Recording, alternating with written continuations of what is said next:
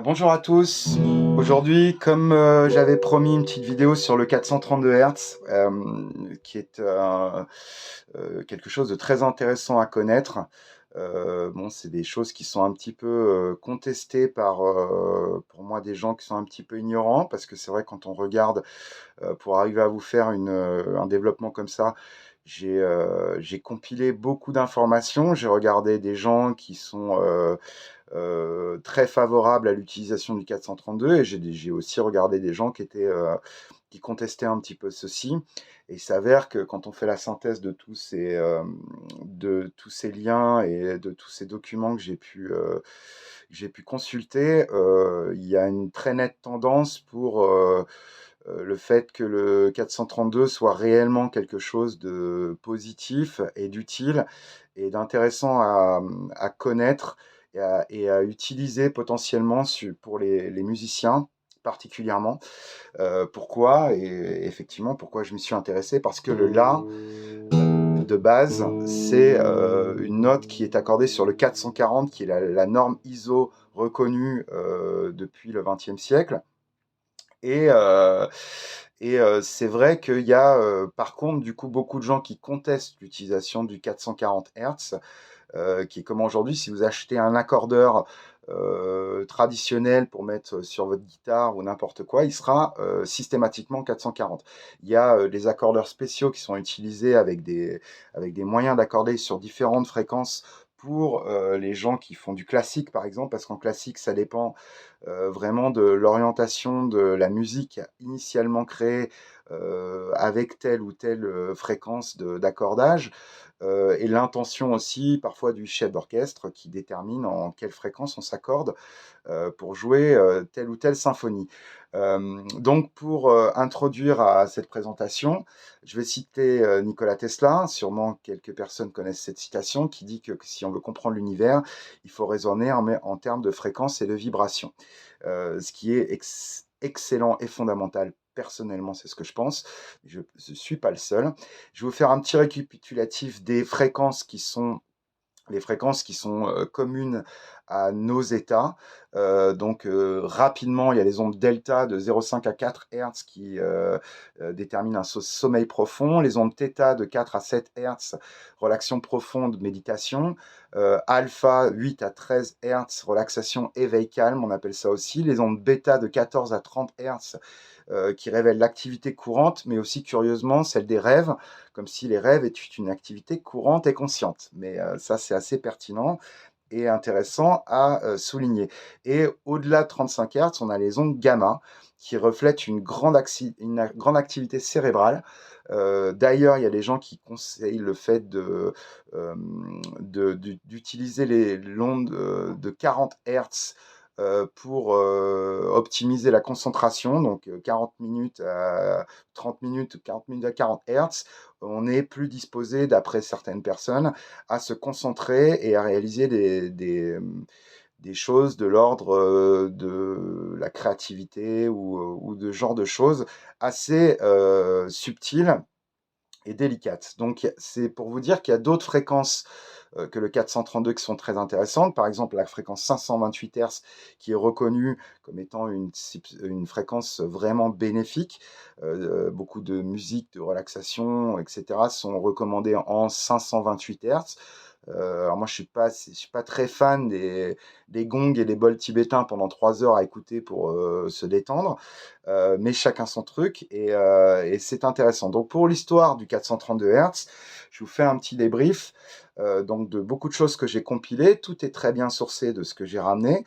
L'histoire, c'est qu'en Occident, on a déterminé en 1711 l'invention du diapason, qui est le trompettiste du roi d'Angleterre qui a amené ça, pour que les instruments s'accordent les uns avec les autres. Donc le diapason, c'est une petite tige de métal je dois en avoir un côté, qui résonne à une fréquence qui a été déterminée dans sa conception. Donc le diapason qu'on a aujourd'hui, il est en 440 Hz, mais à l'époque, voilà, ils ont commencé par des diapasons plus ou moins réglé, jusqu'à l'invention du tonomètre en 1738, qui a amené juste la véritable notion de fréquence sur l'utilisation des diapasons. Et là, la première norme qui a été amenée, c'est le 440 Hz. Donc voilà, d'ici là, on part dans vraiment la réalisation de la musique classique de cette époque. Donc on arrive peu à peu vers la création des plus beaux instruments, des opéras, l'organisation du groupe dans sa totalité, c'est-à-dire l'orchestre philharmonique avec tous les instruments et les chœurs. Et à ce moment-là, différentes utilisations des fréquences et des accordages. Donc, par exemple, le baroque français était en 415, le baroque allemand était dans une autre 423 ou quelque chose comme ça de mémoire. Et donc, chacun avait un peu sa mayonnaise jusqu'à ce que plusieurs créateurs de musique et chefs d'orchestre se mettent à utiliser le 432. Le premier à avoir vraiment conventionné cette utilisation, c'est Verdi, d'où le nom, on a appelé l'accordage en 432 le La de Verdi, puisque c'est lui qui l'a vraiment initié et a revendiqué le fait de s'en servir plus communément.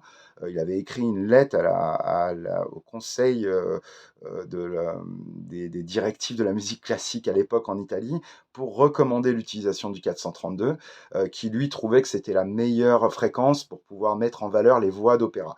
Mozart l'a utilisé aussi. Plus récemment, dans notre ère contemporaine, John Lennon l'a utilisé aussi, peut-être pas au début, mais à la suite, il l'a utilisé. Bob Marley a utilisé le 432. Donc voilà, c'est un choix, parce que c'est des gens qui, eux, avaient une référence de 440 amenée par les normes reconnues et qui se sont désolidarisés de ça pour réaliser leur musique accordée sur le La en 432. Faut savoir aussi qu'au niveau de l'Antiquité, les Grecs et les Égyptiens avaient leurs instruments accordés en 432. On a retrouvé certaines flûtes et certaines harpes et qui étaient accordées en 432. Les bols tibétains, beaucoup de musique de méditation, la plupart de celles-ci d'ailleurs, sont en 432. Qui est voilà, utilisé avec l'idée que c'est la fréquence de la Terre. En tout cas, c'est en relation. La fréquence de la Terre, c'est 8 Hertz, mais le 432 est en relation. Je vous en reparlerai parce qu'il y a vraiment des notions mathématiques qui sont très très intéressantes à savoir à partir de ce nombre qui fait partie des nombres qui sont, comme on pourrait appeler, des constantes de l'univers. Donc voilà, il y a des petites exceptions. L'accordéon est fabriqué en 442 récemment, 440 parfois, et du coup les autres instruments s'accordent dessus parce que l'accordéon ne s'accorde pas. Il est fait comme ça, et donc les autres instruments ont pour obligation de s'accorder avec lui. Donc par exemple les musiques un peu manouches, un peu tziganes, où il y a des accordéons, sont accordées sur l'accordéon. C'est lui qui va déterminer la musique qu'on va utiliser. Voilà. Donc, on a utilisé le 432 très très souvent jusqu'au XXe siècle où il y a une norme qui a été établie en 1936 et qui a été aussi institutionnalisée en Allemagne par Joseph Goebbels, qui était le bras droit d'Hitler, et qui a utilisé le 440. Donc ça fait partie un peu du mythe conspirationniste de l'histoire du 440 Hz, mais effectivement, il est reconnu que le 440 Hz amène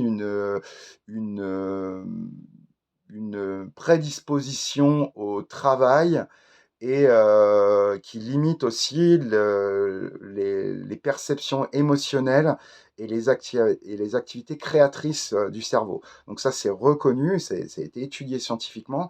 La fondation Rockefeller a vraiment fait des études là-dessus et amène exactement ce dont je viens de parler. Donc c'est une fondation très très reconnue pour ceux qui sauront de quoi je parle. Et donc effectivement, le 440 est reconnu comme étant potentiellement malsain par certaines personnes, notamment des gens qui ont étudié les relations des fréquences et des musiques avec les plantes, les animaux et même les humains. Mais il s'avère que quand on fait écouter de la musique en 442 à des animaux ou des plantes, ou à des humains, eh bien, on voit des résultats particulièrement pertinents, très révélateurs. Le fait que les vaches, par exemple, produisent plus de lait, mieux, d'une meilleure qualité, sont tout à fait dociles et agréables avec les hommes. Les plantes poussent mieux, plus belles, plus fortes, etc. Les hommes sont plus détendus, hein, ça nous ferait beaucoup de bien de savoir ça. Donc, par exemple, aussi, il a été prouvé et étudié que les 8 acides aminés résonnent à certaines fréquences et que la musique peut nous permettre de les assimiler d'une meilleure manière. Une musique, bien entendu, en accord avec ces fréquences, et le 432 le permet. Par exemple, la musique la plus bénéfique qui a été reconnue, c'est les canons de Pachelbel, qui, comme c'est un canon et qui va vers les fréquences qui sont dans les 8 acides aminés, eh bien, est la musique par excellence la plus bénéfique pour le corps et l'esprit. Donc, parce qu'elle touche les fréquences des 8 acides aminés. Et voici, pour euh, une petite précision, par exemple, je parlais de 384 Hz pour le sol, c'est la fréquence de l'oxygène. Et c'est très pertinent parce que l'agriculture aère les sols pour rentrer l'oxygène dans le sol, qui est à 384 Hz, et c'est la note sol. Donc c'est assez marrant. Le 256 Hz, c'est l'assimilation de la photosynthèse. Et ça, c'est des fréquences. Donc, le 256 Hz, c'est le Do, quand on accorde une musique sur le La basé en 432. Donc, ça, c'est vraiment des choses qui sont scientifiquement prouvées par différentes personnes. Et du coup, c'est quand même à noter, à savoir aussi que l'inverse, c'est-à-dire le 440, est une fréquence qui est contestée aujourd'hui. Il y a même des fondations et des associations qui ont été créées pour revenir au 432.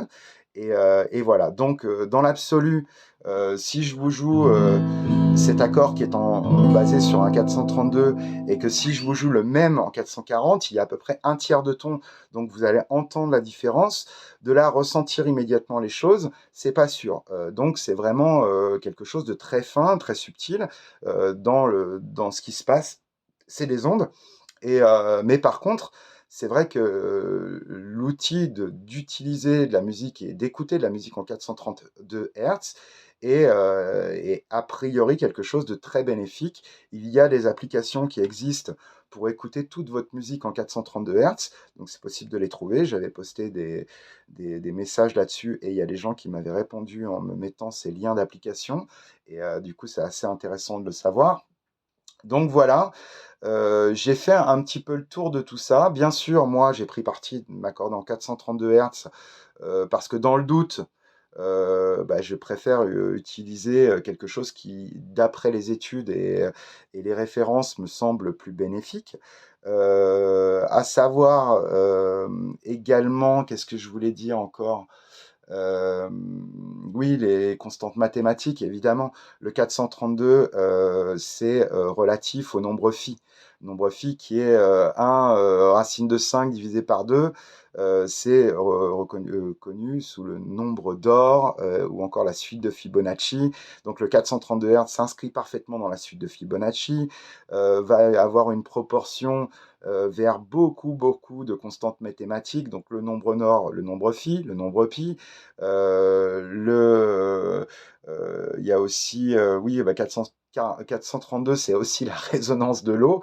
Ça a été amené scientifiquement, donc vu qu'on est constitué à 70% d'eau, ça parle encore une fois. Donc voilà, les constantes de l'univers. Le 432, c'est quelque chose qu'on retrouve vraiment partout. Ça marche aussi dans la proportion avec la précession des équinoxes, pour ceux qui savent de quoi je parle. Voilà, c'est tout des choses qui ramènent un petit peu vers les mythes et légendes de notre monde aussi, exact, aussi. Mais c'est très, très intéressant à connaître parce que il s'avère clairement, vous comme moi, vous le savez, qu'on nous a omis et occulté certains savoirs pour pas qu'on en sache trop. Et je citerai Platon qui disait que si on veut contrôler un peuple, il faut contrôler sa musique. Et aujourd'hui, effectivement, la musique est un milieu très fermé. J'en fais l'expérience personnellement, mais justement parce que les messages contenus dans ces musiques ont une importance réelle, à savoir s'il y a vraiment une intention de nuire ou une intention de manipuler à travers ça. Moi, je dirais que oui. Ponctuellement, il y a des gens qui sont parfaitement conscients de ce qu'ils font, il y a des gens qui le font par ce qu'on leur demande de faire, des artistes qui n'en sont pas. Et donc, faut pas faire d'amalgame, faut par exemple quelqu'un qui commence à faire des signes un peu bizarres et à avoir des références un peu à des choses bizarroïdes, n'est pas forcément quelqu'un de conscient et qui a toute la mesure de ce qu'il partage. Peut-être que c'est juste quelqu'un qui suit ce qu'on lui a gentiment demandé de faire. Et voilà, donc on ne sait pas trop. Maintenant, le résultat, c'est que quand on fait pousser des carottes et des courgettes, en leur mettant 2 heures de Mozart ou de Bob Marley en 432, elles sont bien plus belles et vivantes et ça donne des beaux légumes plein de vie avec des belles formes. Et que quand on fait la même chose avec ces plantes en leur faisant écouter du ABBA ou du Madonna en 440, et ben le résultat est opposé, c'est-à-dire que la carotte elle est en 3-4 parties, un peu malade. Et ça, c'est des études qui ont été réalisées clairement. Donc voilà, ça pose question, l'utilisation du 440 Hz. Et voilà, donc cette vidéo pour vous présenter tout ça, c'est pas facile de parler devant une caméra. Personnellement, j'ai essayé ces derniers temps, c'est un exercice difficile parce que moi, en tant que musicien, bah, d'habitude, j'ai un auditoire en face de moi, un public qui fait que je ressens si les gens percutent, ont de l'attention pour ce que je veux leur communiquer. Et par exemple, ben, des fois, il ne m'est pas possible de discuter de ça, parce que j'en parle souvent en concert, du 432 Hz par exemple, mais c'est des fois pas possible d'en parler parce que les gens ne me donnent pas une attention nécessaire, et moi je suis pas là pour gratter la misère. J'essaye de capter l'attention, d'avoir une très bonne interaction, je travaille toujours là-dessus, mais des fois c'est pas possible. Et donc, je peux toujours faire de la musique en mode, ce sera musique de fond, hein, clairement. Mais voilà, dans un bar, par exemple, ça arrive hein, que les gens ne soient pas vraiment attentifs. Mais il y a d'autres circonstances où je peux parler de ces choses-là. Et je sais à ce moment-là si les gens me comprennent, je le sens. Et ça me permet d'adapter mon discours, ce qui n'est pas le cas en vidéo. Et donc, il faut avoir vraiment quelque chose de concret à délivrer, de constructif, de construit pour pouvoir réaliser quelque chose comme ceci. Voilà, j'espère que j'ai été clair. J'ai essayé de faire quelque chose de compilé de plein de choses que je savais qui sont entièrement sourcées et ressourcées. Si vous avez besoin d'avoir certains liens euh, pour pouvoir confirmer un petit peu avec d'autres personnes ce que je viens de vous exprimer, n'hésitez pas à me demander ça dans les commentaires. Je vous fais une grosse bise. À bientôt. Soyez forts.